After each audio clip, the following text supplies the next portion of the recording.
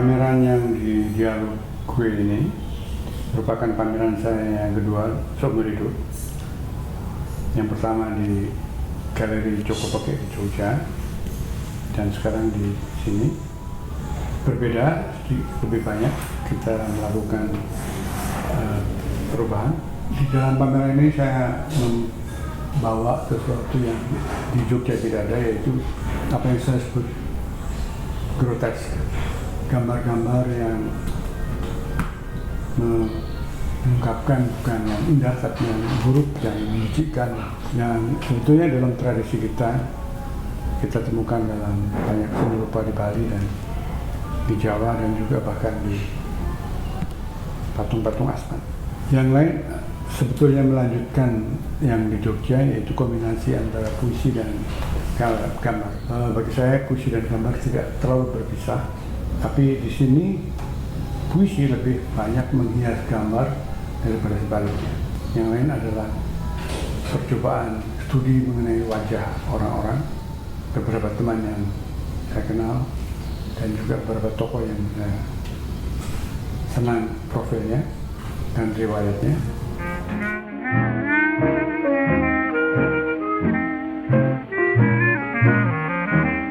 Ya, saya mulai menggambar untuk pameran sejak akhir tahun lalu, meskipun sebetulnya saya diam-diam sering membuat sketsa yang saya simpan sendiri atau saya buang. Sebagai penulis, memang saya tidak punya cita-cita untuk jadi perupa, tapi entah kenapa tiba-tiba saat itu pemisahan antara yang visual dan yang verbal itu pemisahannya darurat, tidak selalu harus esensial, kadang-kadang saling melintasi. Banyak gambar sebetulnya bercerita, banyak cerita sebenarnya mengandung gambar. Puisi itu kan memakai metafor, kiasan. Kiasan itu mengundang suatu image, suatu yang visual. Misalnya dalam pantun ada kan, air yang dalam bertambah dalam, hujan di hulu belum lagi sembuh, belum lagi teduh. Itu kan bisa mengandung nasi visual, terutama puisi. Puisi saya selalu mengacu pada sesuatu yang visual sebetulnya. Saya kira tidak hanya puisi saya, tapi beberapa puisi Khairil, Sapari Djoko Damono, Rendra, demikian juga Sutarji, diutarakan dalam bunyi, yaitu puisi. Diutarakan sebagai ruang dalam gambar, tapi sebenarnya sesuatu yang berproses dalam waktu, dalam puisi. Ya, karena pertama ada kombinasi antara gambar dan kata-kata yang saya tulis, simbiosis antara kata dan gambar yang selalu terjadi tanpa kita sadar.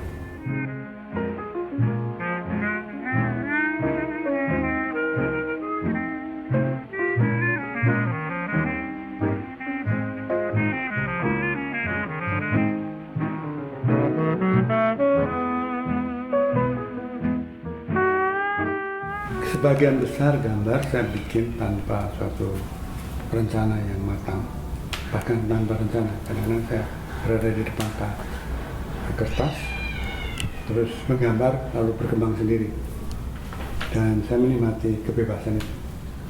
Ide itu bisa mengikat kita, dan ide itu hanya paling banter di awal proses menggambar. Setelah itu terjadi pembebasan sendiri dari gambar itu sendiri. Karena itu dikatakan oleh Dali bahwa gambar itu seni yang paling jujur. Gambar menjadi lebih dominan daripada kata. Saya pernah ceramah di Bandung bahwa kata itu mempunyai supremasi. Pada akhirnya gambar akan berperan besar, tapi juga kalau kita hanya dengan gambar, maka hidup dengan gambar, maka kemampuan kita untuk menerima bunyi kata itu hilang. Puisi kan bunyi dan makna yang bertabrakan.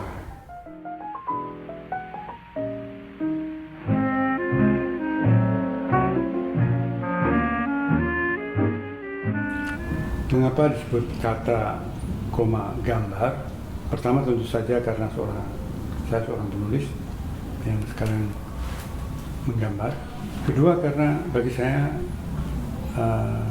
demarkasi atau garis pembatas antara yang visual dan yang verbal itu hanya darurat, selalu bisa cair karena puisi mengandung metafor dan metafor selalu mengandung image, seperti dalam pantun yang terkenal, air yang dalam bertambah dalam, hujan di hulu belum lagi teduh, hati yang dendam bertambah dendam, dendam dahulu belum juga sembuh.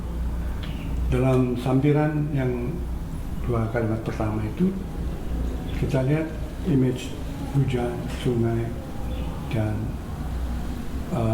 warnanya agak muram, dan itu juga semacam ilustrasi bagi kalimat berikutnya, dendam yang bersama dalam dan dendam yang dahulu belum tambah sembuh. Karena dendam kan rindu yang dalam terus bertambah rindu, sementara rindu yang lama juga belum tambah sembuh.